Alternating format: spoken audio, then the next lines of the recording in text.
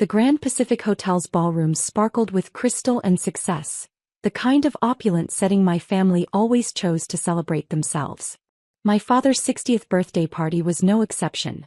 A lavish affair where Silicon Valley's elite gathered to honor William Parker, Senior Vice President of Global Operations at Meridian Technologies. I adjusted my simple black dress, designer, though they'd never know it, and approached the check-in table where my brother Marcus stood with his wife, both gleaming with the polished perfection of tech industry royalty. "Emily," he said, barely glancing at me. "You actually came. Dad invited me." I reached for my place card, but Marcus snatched it first. "Oh, there's been a change in seating arrangements." His smile was pure venom. "We've had some last-minute additions from Meridian's board. Important people, you understand. You'll be sitting with the staff." By staff he meant the hotel workers and event coordinators, the people my family considered beneath them. I saw my stepmother, Patricia, watching from across the room with satisfied smugness. "The staff tables are through there." Marcus gestured toward a corner near the kitchen entrance. "Where you belong, really. Still working at that consulting firm, aren't you?"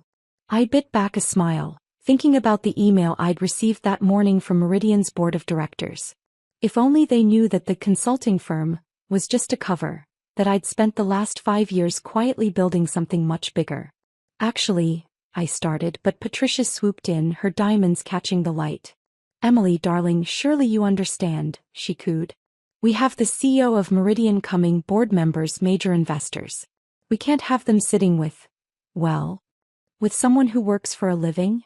I finished for her. She flinched slightly at my tone. "Don't be difficult. Your father's reputation at Meridian means everything. We can't risk embarrassing him in front of his superiors." I thought about my father's position at Meridian, about the changes coming next week, about the decisions I'd been quietly making in boardrooms they'd never seen. But I just took my place card and turned toward the staff tables. "Of course not," I said softly. "We wouldn't want to embarrass anyone."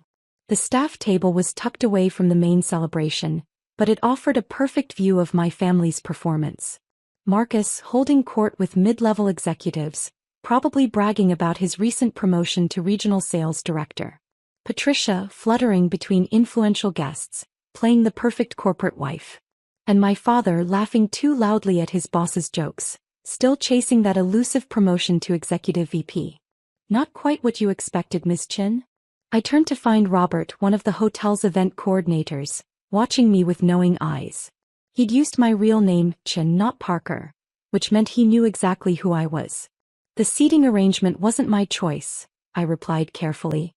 He smiled. "No, but it might work out better than your family expects. Especially when Chairman Wallace arrives." So he did know. Of course he did. Luxury hotels like the Grand Pacific catered to the city's true power players. They knew who really controlled the big companies, who sat on which boards, who held the real power behind corporate thrones. "You don't seem surprised to find me here," I said quietly. "The Grand Pacific has hosted many Meridian events, Ms. Chen, including several board meetings." His eyes twinkled. "Though I suspect your family doesn't know about those." Before I could respond, a commotion near the entrance drew everyone's attention.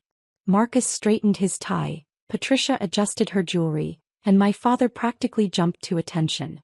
"Ladies and gentlemen," the evening's MC announced, "please welcome the CEO of Meridian Technologies, Mr. James Harrison."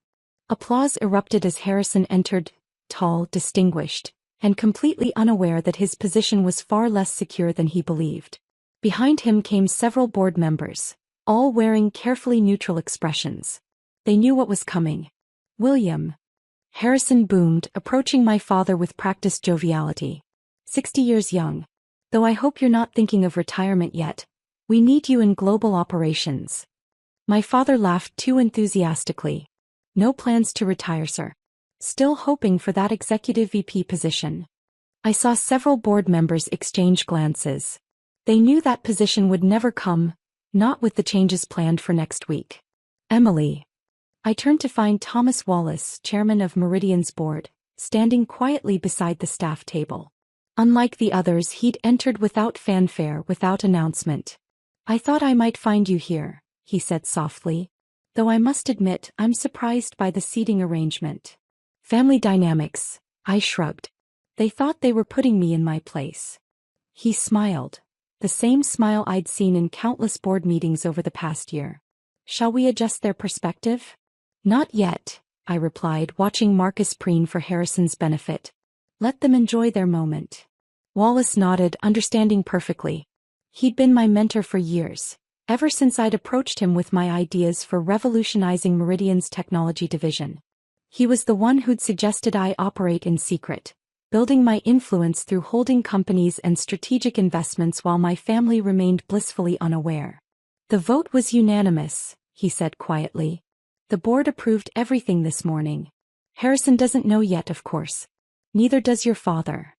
I watched my family basking in their perceived importance. Marcus dropping hints about his sales figures, Patricia touching Harrison's arm while laughing at his jokes, my father practically begging for attention from board members who'd already decided his fate. When do you want to make the announcement? Wallace asked. I checked my phone, seeing the confirmation email from Meridian's legal team. Everything was in place. The contracts were signed. The press release was prepared. 5 years of careful planning was about to pay off. Let them finish the champagne toast, I said. It would be a shame to spoil their celebration too early. Wallace's eyes crinkled with amusement. You're kinder than they deserve. No, I corrected him. I just understand the value of timing. Across the room, Marcus was now loudly discussing his plans for expanding his sales territory, completely unaware that his entire division would be restructured next week. Patricia was showing off her jewelry to Harrison's wife, oblivious to the fact that her social position in the corporate hierarchy was about to change dramatically. And my father. He was still chasing promises that would never be fulfilled, not realizing that his daughter, the one they'd seated with the staff, was about to become everyone's boss. Robert appeared with fresh water for our table. Chairman Wallace, he said smoothly, will you be making the announcement before or after dinner? That's up to Ms. Chin, Wallace replied. Or should I say Madam Chairman? I smiled, watching the champagne flow at the main tables. Let's wait for the perfect moment. After all, my family went to such trouble to arrange the seating. It would be rude not to let them enjoy their last few minutes of feeling superior. The moment arrived during my father's birthday toast. Harrison stood, champagne glass raised, delivering the kind of generic praise executives reserve for middle management. To William Parker, he announced, 60 years young and still climbing the corporate ladder. Marcus nudged my father, grinning. Maybe this is the year for that executive VP position, Dad. Wallace caught my eye from across the table. I nodded slightly. He stood up, straightening his tie. Actually, I have an announcement about Meridian's leadership structure. The room quieted. Harrison's smile faltered slightly. Board chairmen don't typically hijack CEO speeches. As many of you know, Wallace continued, Meridian's board has been discussing significant changes to our executive team. Tonight we're ready to announce those changes. I watched my family's reactions. Marcus leaned forward eagerly, probably assuming his sales successes had been noticed. Patricia gripped my father's arm, her diamonds catching the light as she practically vibrated with anticipation. First, Wallace said, I'll be stepping down as chairman of the board. Gasps rippled through the room. Harrison's smile widened, until Wallace's next words wiped it away. Additionally, the board has voted for a complete restructuring of our executive leadership. Mr. Harrison will be transitioning to an advisory role, effective immediately. The champagne glass nearly fell from Harrison's hand. What? But the board never discussed. We discussed it extensively, Wallace smiled. Just not with you. Which brings me to our final announcement. He turned toward the staff table. Emily. I stood up slowly, enjoying the confused looks on my family's faces as Wallace extended his hand to me. Ladies and gentlemen, please welcome your new chairman and CEO of Meridian Technologies, Ms. Emily Chen. The silence was absolute. Marcus's mouth hung open. Patricia's face had gone pale beneath her perfect makeup. And my father. He looked like someone had just rewritten his entire understanding of reality. That's impossible, Harrison sputtered. She's just a consultant. Actually, Wallace corrected him, Ms. Chin has been the driving force behind Meridian's most successful technology initiatives for the past 5 years. Through her holding company, she controls 30% of Meridian's shares. The board voted unanimously this morning to approve her appointment. I walked to the front of the room, accepting the congratulations of board members who'd known my true identity all along. My Louboutin heels, the ones my family had assumed were knockoffs, clicked against the marble floor with each step. Emily. My father's voice was barely a whisper. What? How? That consulting firm you all mocked? I smiled. It was just a cover.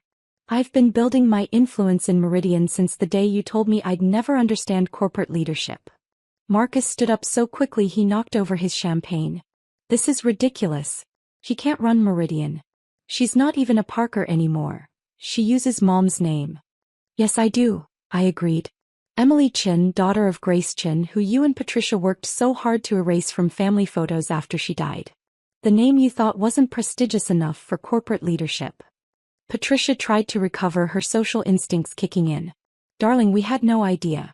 If you just told us. Like you told me about Dad's birthday seating arrangements? I raised an eyebrow. Speaking of arrangements, Marcus, your sales division is being restructured. We'll need you to clear out your office by Friday. The color drained from his face. You can't fire me. I'm your brother. I'm not firing you, I corrected him. I'm giving you the same opportunity you gave me tonight. A chance to sit with the workers and learn how the company actually functions. Wallace stepped forward, handling the formal announcements while I watched my family's world implode. Harrison was escorted out by security when he tried to protest. Board members who'd ignored my father for years now rushed to congratulate him on his daughter's success. Emily, please. My father finally approached, his voice shaking. If I'd known. Known what? That I was capable of running a company? That I wasn't just the disappointing daughter who needed to be hidden away at staff tables. I was wrong, he admitted quietly. About everything.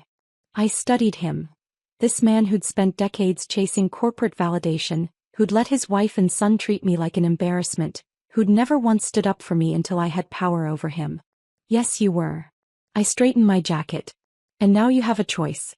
You can retire with a generous package, or you can stay and work under your daughter's leadership. Either way, things will be different. Different how? For starters, I smiled, you'll be sitting at the staff table at all future corporate events. I hear it offers an excellent perspective on how power really works. Over the next few weeks, Meridian transformed. Harrison's old guard was replaced with innovative leaders who'd earned their positions through talent rather than connections. Marcus was demoted to an entry-level sales position, where he finally had to learn the business from the ground up. Patricia's social circle imploded as corporate wives realized she no longer had any influence to peddle. She stopped appearing at company events after I enforced a strict no-family policy. Except for major shareholders, of course. My father chose to stay, accepting a minor position in operations. Sometimes I catch him watching me run board meetings from his seat in the back, finally understanding what real corporate leadership looks like. Last week, during Meridian's annual charity gala, Marcus tried to pull rank on a junior employee. Do you know who I am? He demanded. I'm the chairman's brother. Former regional sales director, currently on probation in entry-level sales, I corrected, walking up behind him. And if you ever try to use my position to intimidate staff again, you'll be looking for a new job. Clear?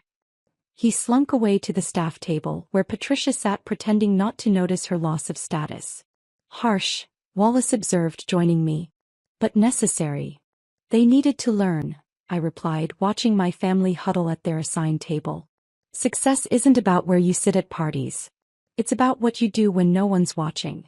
Later that night, alone in my office, the same one Harrison had once promised my father, I found an old photo from my mother's funeral. 14-year-old me standing apart from the family, already being pushed aside for not fitting their image of success. I placed it beside Meridian's latest earnings report, which showed record profits under my leadership. Sometimes the best revenge isn't proving people wrong. It's becoming so powerful that their opinions become irrelevant. The next morning, my assistant brought in the seating chart for next month's corporate retreat. Your family's table assignments, Ms. Chin? I smiled, thinking of Patricia's designer dresses and Marcus's expensive suits, now wasted on the staff section. Same as always, I replied.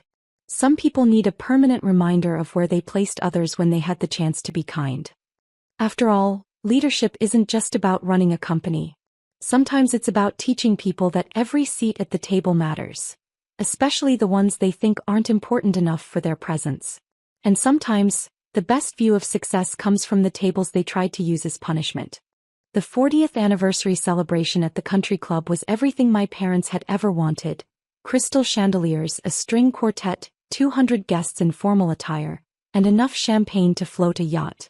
My mother looked radiant in her silver gown, my father distinguished in his tuxedo, both beaming as they received congratulations from friends and family. I stood near the dessert table in my simple navy dress, watching my sister Claire work the room in her custom Marchesa gown. She had our mother's social grace, the ability to make everyone feel like the most important person in the room while simultaneously reminding them she was the star of the show. "Victoria, darling, you look tired," my Aunt Helen said, appearing beside me with her champagne. "Are you still working at that architecture firm? What do they have you doing, drafting blueprints all night?" "Something like that," I said. "Well, at least you have steady work," she said with that particular tone that meant it was a consolation prize for not being as successful as Claire. "Not everyone can be a corporate lawyer like your sister." Claire was indeed a corporate lawyer at a prestigious firm, making $300,000 a year and never letting anyone forget it. She'd made partner last year at 33, 2 years younger than the firm's usual partner track. My parents had thrown her a party almost as large as tonight's anniversary celebration. "Can I have everyone's attention, please?" My father's voice boomed across the ballroom as he tapped his champagne glass. The crowd quieted, turning toward the raised platform where my parents stood. "Thank you all for being here tonight," Dad began. 40 years ago I married the love of my life. Together we built something beautiful, not just our marriage but our family and our legacy." Murmurs of approval rippled through the crowd.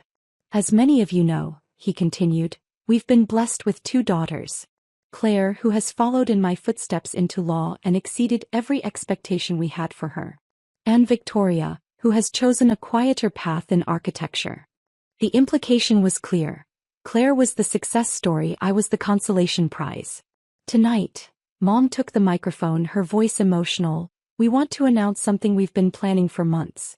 The family estate, the Hayes Manor that's been in our family for 3 generations, needs to pass to the next generation."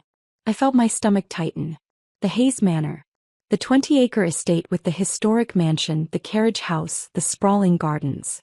My childhood home until we'd moved to a smaller house when I was 12 and my parents had started renting out the manor for events. At my parents' 40th anniversary, Dad raised his glass. "After much consideration and discussion with our legal team, we've decided that the family estate goes to Claire. She has the financial means to maintain it, the social connections to preserve its legacy, and the professional standing to represent the Hayes family name appropriately." Everyone congratulated her. The room erupted in applause. Claire's face lit up with surprise and delight, though I suspected she'd known this was coming. She hugged our parents, tears streaming down her face in a display of emotion that looked practiced. "I'm so honored," she said into the microphone. "I promise to preserve the Hayes legacy and make you both proud. This house represents everything our family stands for: tradition, excellence, success." More applause.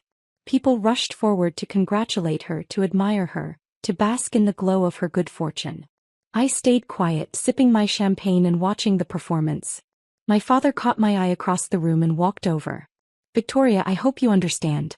This isn't about favoritism. It's about practicality. The estate costs $80,000 a year just in maintenance and property taxes. Claire can afford that. You're still early in your architecture career." "I understand," I said simply. "You're not upset?" He looked relieved. "No, Dad. I'm not upset." Good. We knew you'd be mature about this. Maybe when you're more established in your career, we can help you buy a nice condo or something. Something appropriate for a young professional." He patted my shoulder and returned to the celebration, leaving me alone with my champagne and my thoughts. The party continued for hours. Claire held court, discussing her plans for the estate, charity galas, garden parties, maybe even her wedding to her investment banker boyfriend Trevor. She'd already been engaged 3 times to 3 different men, but each time she talked about weddings like it was the first time she'd ever considered it. Next morning, I was in my home office reviewing architectural drawings when my phone started buzzing. Multiple calls from Claire.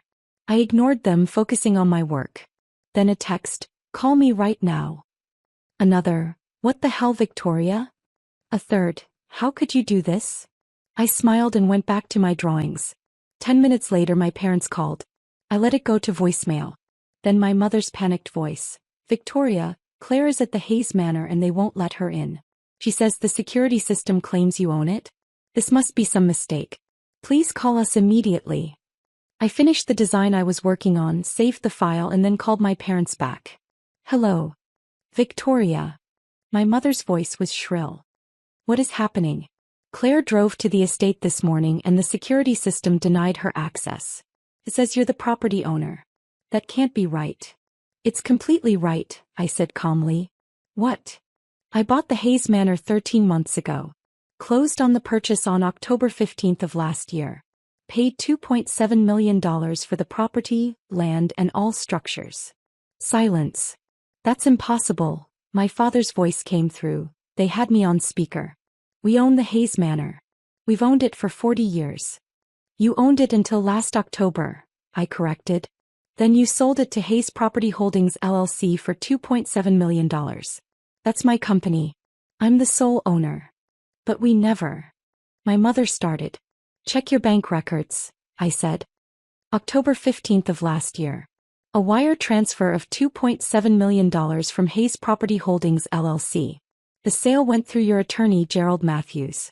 He handled all the paperwork. Pause. Then I heard rustling. They were checking their records. "Oh my God," my father breathed. "The sale last year. Gerald said we had a buyer interested in the property as an investment. He'd manage it as an event venue and we could still use it occasionally. We thought it was some corporation." "It was my corporation. Hayes Property Holdings. I own 17 historic properties across 3 states that I've converted into event venues and boutique hotels. The Hayes Manor was the crown jewel I'd been waiting to acquire for years." "But why didn't you tell us?" my mother demanded. "I did tell you," I said. "At Thanksgiving last year, I mentioned I'd just closed on a major property acquisition. You assumed I meant I'd gotten assigned to work on some building project at my architecture firm. You didn't ask for details." "You work in architecture," my father protested. "I have a degree in architecture," I corrected. "I haven't worked for a firm in 8 years. I run Hayes Property Holdings. We acquire historic properties, restore them, and operate them as luxury event venues. Annual revenue is about $23 million. The silence on the other end was deafening. Claire drove to her new mansion this morning, expecting to walk through the doors of her inheritance. Instead, the security system denied her access with a crystal-clear message on the digital display. "Property owner, MS Victoria Hayes. Please contact the estate manager for access requests." My phone lit up with her furious calls again. I declined them all. "Victoria," my father said slowly, "are you telling us that you own a $23 million business? That you've owned the Hayes Manor for over a year? That everything we thought we knew about your life is wrong?" "Not wrong," I said. "You just never asked the right questions.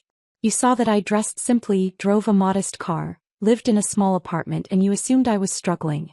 You never considered that I might be investing my money instead of displaying it." "The apartment you live in," my mother said faintly, "is that?" "A penthouse I own in a historic building I converted into luxury condos," I confirmed. "The building generates $400,000 annually in rental income from the other units. My penthouse is 2,500 square feet with a private rooftop terrace." "But you drive a Toyota," Claire's voice came through, shrill and angry. She must have arrived at our parents' house. "You shop at outlet malls. You wear the same clothes for years. You live like you're broke." "I live like someone who values financial independence over appearances," I said. "Every dollar I don't spend on designer clothes or luxury cars goes into acquiring and restoring properties. That's how I built a $23 million business while you were spending $5,000 on a single dress." "This is insane," Claire said. "You can't own the Hayes Manor. Dad just gave it to me last night." "Dad gave you something he didn't own," I corrected. "He sold it to me 13 months ago. What he gave you last night was an empty promise and a public humiliation that you won't realize until everyone finds out you don't actually own the property you were bragging about. You have to give it to me, Claire demanded. It's my inheritance. It's rightfully mine. It's rightfully mine because I bought it, I said. Fair market value, legal sale, properly recorded with the county. I own it. You don't. We'll sue you, my father threatened. We'll claim you took advantage of us, that we didn't know what we were signing. You absolutely can try, I said pleasantly. Gerald Matthews will testify that he explained every detail of the sale to you. Your signatures are on multiple documents. The wire transfer proves you received full payment. And you've spent the $2.7 million I paid you. I can see the withdrawals in the business records you're required to disclose as part of the sale. No court will side with you. The $2.7 million, my mother said weakly. We used that to renovate our house, buy new cars, take that extended European vacation. You spent my money and now you want my property too, I said. That's not how sales work. Claire was crying now, loud dramatic sobs. You've ruined everything. I told Trevor we'd have the wedding at the estate. I've already sent save the dates. Everyone thinks I inherited a mansion. That sounds like a personal problem, I said. Victoria, please. My father's tone shifted to pleading. Be reasonable. We made a mistake. We didn't realize you'd bought the property. Surely we can work something out. Transfer it to Claire. We'll pay you back the $2.7 million over time. With what money? I asked. You spent it. You have no assets left except your current house, which has a mortgage. You can't pay me back. Then let Claire buy it from you, my mother suggested desperately. Claire can't afford it, I said. The property is now worth $4.2 million after the renovations I've made. Plus she'd need to prove she can afford the $80,000 annual operating costs. Her salary is $300,000 before taxes. After taxes, student loans, her luxury lifestyle, and that engagement ring Trevor just bought her, she probably has about $40,000 in discretionary income annually. She can't afford the estate. You've thought of everything, haven't you? Claire spat. You planned this. You wanted to humiliate me. I didn't plan anything, I said. I bought a property that came on the market. I've been running it as a successful event venue for over a year. You humiliated yourself by accepting an inheritance of property our parents didn't own. I just watched it happen. What do you want? My father asked. Money? Do you want us to pay you rent to give Claire the estate? I don't want anything from you, I said. I built my business without your help, your approval, or your belief in me. The Hayes Manor is my property. It's been generating $600,000 annually in event revenue. I have weddings booked there for the next 18 months. I'm not giving that up. You're really going to do this? My mother asked, her voice breaking. You're going to keep the family estate from your own sister? I'm going to keep my property that I legally purchased, I corrected. Claire is welcome to tour it like any other potential client. Our wedding package starts at $50,000 for the venue rental alone. Claire made a choking sound. $50,000? My father sputtered. That's actually under market rate for a property of this caliber, I said. The mansion holds 200 guests, the grounds are spectacular, and we provide full event coordination. Most comparable venues charge $75,000 to $100,000. I can't afford that. Claire shrieked. Then perhaps you should have a smaller wedding, I suggested. Or choose a different venue. Or maybe ask your investment banker fiancé to contribute. There are many options that don't involve me giving you a multi-million-dollar property. My father tried one more time. Victoria, we're family. Family helps each other. After everything we've done for you. What have you done for me? I interrupted. You paid for college, yes. So did I. I had scholarships and worked 3 jobs. You gave me a place to live until I was 18. Standard parenting. You've spent 8 years dismissing my career, pitying my lifestyle choices, and comparing me unfavorably to Claire. What exactly do I owe you? Silence. Here's what's going to happen, I said. The Hayes Manor stays mine. I'll continue running it as a successful business.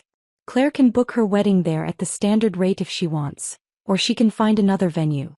And going forward, maybe you'll think twice before announcing inheritances of property you don't actually own. People will find out, Claire said desperately. Everyone at the party last night heard Dad give me the estate. When they learn the truth, I'll be humiliated. Yes, I agreed. You will be. That's unfortunate. Maybe next time don't accept an inheritance without verifying you're actually receiving something real. I hung up before they could respond. My phone continued to buzz with calls and texts throughout the day. I ignored all of them and focused on work. I had a meeting with a couple interested in booking the Hayes Manor for their daughter's wedding. The venue fee alone would be $65,000, and they were excited about every detail. By evening, the calls had stopped. Instead, I received a long email from my father. An apology and explanation of how they'd thought they were doing the right thing, a plea for understanding. Nothing about giving me the estate or acknowledging my success. Just a request that I be understanding about their mistake. I deleted it without responding. 2 days later, my mother showed up at my office, the historic Victorian building I owned that housed Hayes Property Holdings headquarters. "This is your office?" she said, looking around at the restored hardwood floors, the period details, the professional staff moving efficiently through the space. "This is my building," I corrected. "Hayes Property Holdings owns it. My office is on the 3rd floor." She followed me up, silent as I showed her through the space. My team of 12 employees, event coordinators, property managers, restoration specialists. The conference room where we planned events at 17 different properties. The design studio where we created custom event experiences. "I had no idea," she said finally. "All these years we had no idea." "You had every opportunity to know," I said. "You chose not to see it." "Can we start over?" she asked. "Get to know your real life? Your business?" "Maybe," I said. "But not by giving Claire the Hayes Manor. That's mine. I earned it." She nodded slowly. "I understand. And Victoria, I'm proud of you. I should have said that years ago." "You should have," I agreed. "But thank you for saying it now." She left and I went back to work. The Hayes Manor continued to thrive. Claire eventually booked a different venue for her wedding, a country club that cost half what my estate would have. And every time I walked through the doors of the mansion where I'd spent my childhood, I smiled. Because it wasn't my inheritance. It was my achievement. And that was worth so much more.